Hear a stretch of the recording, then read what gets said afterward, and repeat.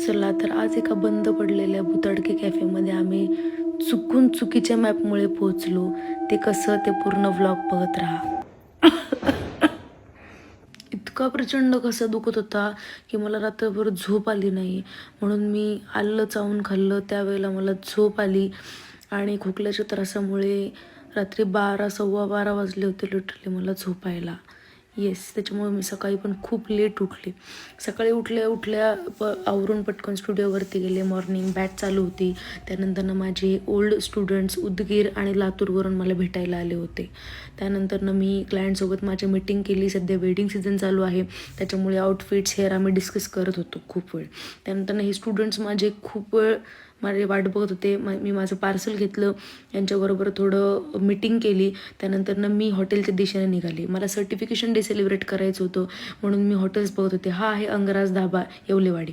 त्यानंतरनं मी second हॉटेलच्या लोकेशनसाठी गेले आणि भाई कधीच मॅपवर विश्वास ठेवायचा नाही. हे मॅप बघा, आम्हाला कुठल्या डोंगराच्या रोडने घेऊन चाललेलं आहे. इतका त्रास झाला या हॉटेलला पोहोचायला.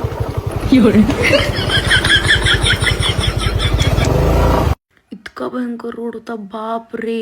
हे हॉटेल आहे पिसोळीमध्ये, टेडीबेअर कॅफे म्हणून. हॉटेलच्या जवळ गेल्यावर बघितल्यावर पूर्ण हॉटेल बंद पडलं होतं. सगळीकडे झाडी वगैरे उगली होती लिटरली. कोण फोन उचलायला पण तयार नाही. इरिटेट होऊन आम्ही चायनीजच्या दुकानात थांबलो. वेगवेगळं सगळं ऑर्डर केलं, खाल्लं पोटभर. तेव्हा माझं डोकं शांत झालं. येस, त्यानंतर स्टुडिओवरती गेलो आम्ही. स्टुडिओवर गेल्यावरती माझे स्टुडंट्स मेकअपचे प्रोडक्ट घेऊन रिटर्न क्लासवरती आले होते. त्यांना मी चिडवत होते. 100 रुपयाला आणलंय तुम्ही कोट, खरं सांगा. 50 30 रुपये 20. लगेच दुसऱ्या दिवशीची तयारी करायला घेतली, व्हॅनिटी भरायला घेतली. दुसऱ्या दिवशी सकाळी मला येरवड्याला ब्राईड होती, त्याच्यामुळे मी आवरून निघाले. या लोकांनी मला आईस्क्रीम आणली होती. आईस्क्रीम खाऊन मी घरी जाऊन झोपले. Bye guys, good night.